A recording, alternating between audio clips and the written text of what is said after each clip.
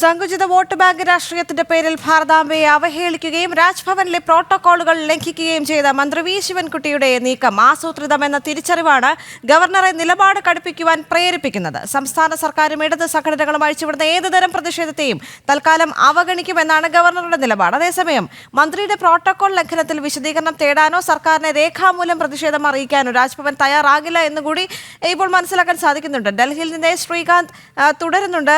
ശ്രീകാന്ത്, നമ്മൾ ഇപ്പോൾ പറഞ്ഞു വെച്ചത് ഇത് തന്നെയാണ്. കാരണം ഇടത് നേതാക്കൾക്ക് ഏറ്റവും കൂടുതൽ കലി കയറിയത് അല്ലെങ്കിൽ ഏറ്റവും കൂടുതൽ അവരെ ചൊടിപ്പിച്ചത് ഭാരതാംബയുടെ ചിത്രം അവിടെ വച്ചത് എന്നുള്ളൊരു കാര്യം മാത്രമാണ്. കഴിഞ്ഞ ദിവസം വി ശിവൻകുട്ടി സംസാരിക്കുമ്പോൾ അദ്ദേഹം പറഞ്ഞത് തനിക്കാകുമായിരുന്നെങ്കിൽ ആ കുട്ടികളെ കൂടി ഞാൻ ഇറക്കിക്കൊണ്ട് വന്നേനെ എന്നിങ്ങനെ അവഹേളിക്കുന്ന തരത്തിൽ ഗവർണറെയും രാജ്ഭവനെയും അവഹേളിക്കുന്ന തരത്തിൽ കൂടി മന്ത്രിയുടെ പ്രതികരണം നീണ്ടുപോയിരുന്നു. കാരണം അദ്ദേഹം പറയുന്ന ഓരോ വാക്കിലും ഭാരത് മാതാവ് എന്ന സങ്കല്പത്തെ കൂടി അദ്ദേഹം അവഹേളിച്ചിട്ടുണ്ടായിരുന്നു എന്നതും വളരെ ശ്രദ്ധേയമാണ്.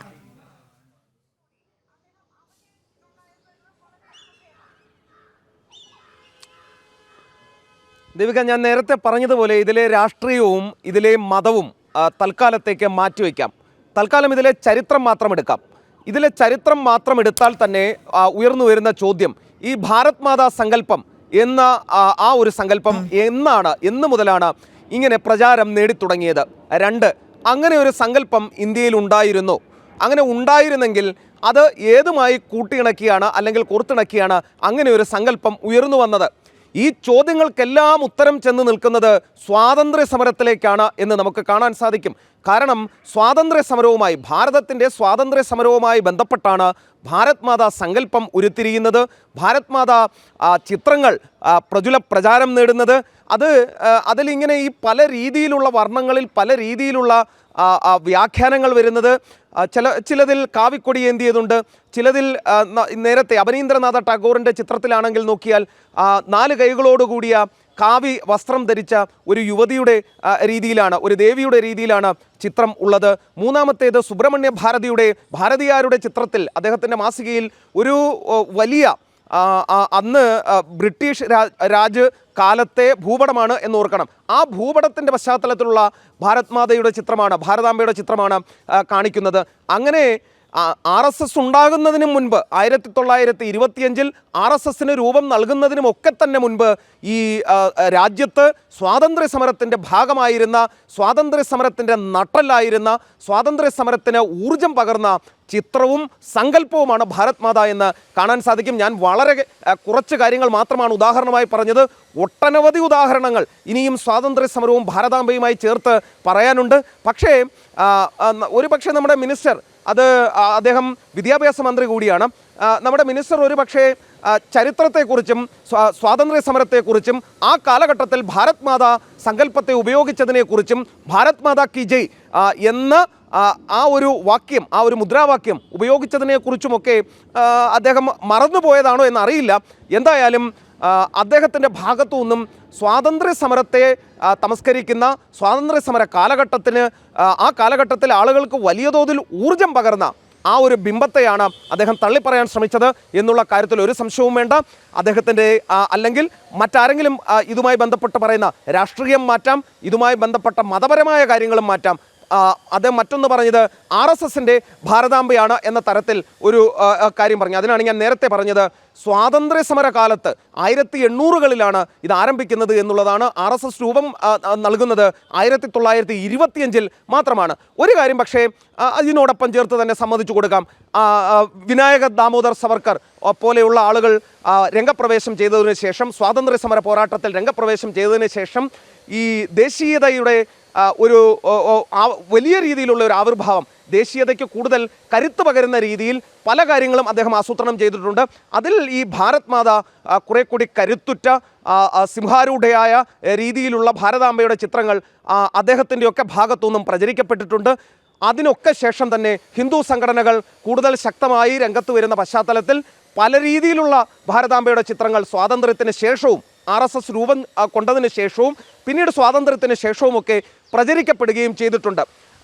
അതിലൊരു കാര്യം എടുത്തു പറയേണ്ടത്, ഏത് രീതിയിൽ ഭാരത് മാതയെ ആദരിക്കുന്നു അല്ലെങ്കിൽ ഭാരതാംബയെ ആദരിക്കുന്നു എന്നുള്ളതല്ല, ആ ഒരു സങ്കല്പം ഇവിടെ ഉണ്ടായിരുന്നു. അത് സ്വാതന്ത്ര്യ സമരകാലത്തുണ്ടായിരുന്നതാണ്. അങ്ങനെയുള്ള ചിത്രങ്ങൾ ഇവിടെ പ്രചരിക്കപ്പെട്ടിരുന്നു. മാസികകളിലൂടെയും പ്രസിദ്ധീകരണങ്ങളിലൂടെയും ഒക്കെ പല പല കാലഘട്ടത്തിൽ, സ്വാതന്ത്ര്യ സമര കാലഘട്ടത്തിൽ അത് പ്രസിദ്ധീകരിക്കപ്പെട്ടിരുന്നു. മഹാത്മാഗാന്ധിയുമായും ഭഗത് സിംഗുമായും ഒക്കെ ചേർത്ത് വെച്ച് ഭാരത് മാതാ ചിത്രങ്ങൾ പ്രചരിക്കപ്പെട്ടിരുന്നു. അതൊക്കെ സ്വാതന്ത്ര്യ സമരത്തിന് ഊർജം പകരുന്ന ഒരു കാലഘട്ടം കൂടിയായിരുന്നു. അത് ആ രീതിയിലാണ് വിനിയോഗിക്കപ്പെടുകയും ചെയ്തത്. അന്നൊന്നും RSS ഉണ്ടായിരുന്നില്ല എന്നുള്ളതാണ്. RSS രൂപം നൽകുന്നത് 1925-ലാണ്. അതിനു മുൻപ് ഉപയോഗിക്കപ്പെട്ടു തുടങ്ങിയത് തന്നെയാണ് ഈ ചിത്രങ്ങൾ. അതിനു മുൻപ് ഉപയോഗിക്കപ്പെട്ടു തുടങ്ങിയതാണ് ഈ ഭാരത് മാതാ സങ്കല്പം പോലെയുള്ള കാര്യങ്ങൾ. അത് പിന്നീട് പല രൂപങ്ങൾ നൽകിയിട്ടുണ്ട്. അതിൽ കാവിക്കൊടി വന്നിട്ടുണ്ട്, ചിലതിൽ ത്രിവർണ്ണ പതാക വന്നിട്ടുണ്ട്.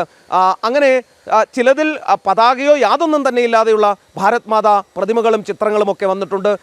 ഭാരതത്തിൻ്റെ അഖണ്ഡ ഭാരതം എന്ന രീതിയിൽ ചില സങ്കല്പങ്ങൾ വന്നിട്ടുണ്ട്. അങ്ങനെ പല രീതിയിൽ ഭാരതത്തെ ആദരിക്കുന്ന സങ്കല്പങ്ങൾ രംഗത്ത് വരികയും ചെയ്തിട്ടുണ്ട്. സ്വാതന്ത്ര്യ സമര കാലഘട്ടത്ത് കോൺഗ്രസ് ആയിരുന്നു ഈ ഭാരത് മാതാ സങ്കല്പത്തിൻ്റെയും ഭാരത് മാതാ ചിത്രങ്ങളുടെയും പ്രചാരകർ എന്നുകൂടി നമ്മൾ മനസ്സിലാക്കണം.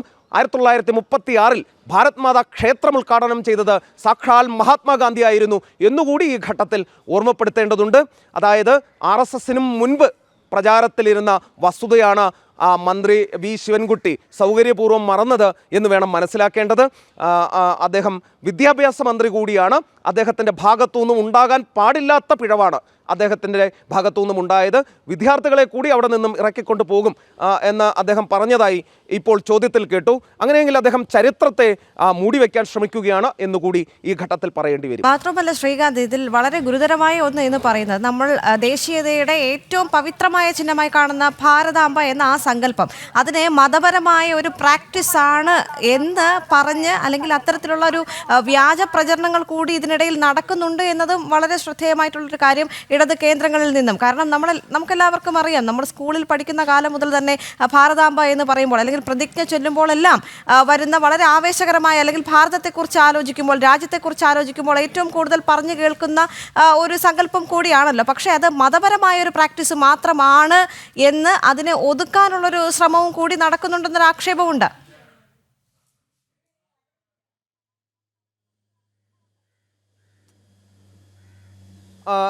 ദേവിക, ഈ സ്വാതന്ത്ര്യ സമര കാലഘട്ടത്തിൽ ഈ ഭാരത് മാതാ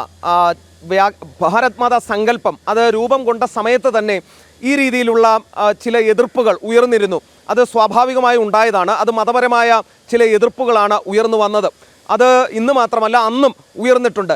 പക്ഷേ അന്ന് അതിനെ പ്രതിരോധിച്ചതും അന്ന് ഇതിന് പ്രചാരം നൽകിയതും അന്ന് ഇന്നത്തെ കോൺഗ്രസോ ഇന്നത്തെ ലീഡർഷിപ്പോ അല്ല, അന്നത്തെ സ്വാതന്ത്ര്യ സമര കാലഘട്ടത്തിലെ കോൺഗ്രസ് നേതൃത്വമാണ് എന്നുള്ളത് പ്രത്യേകം ഓർക്കണം.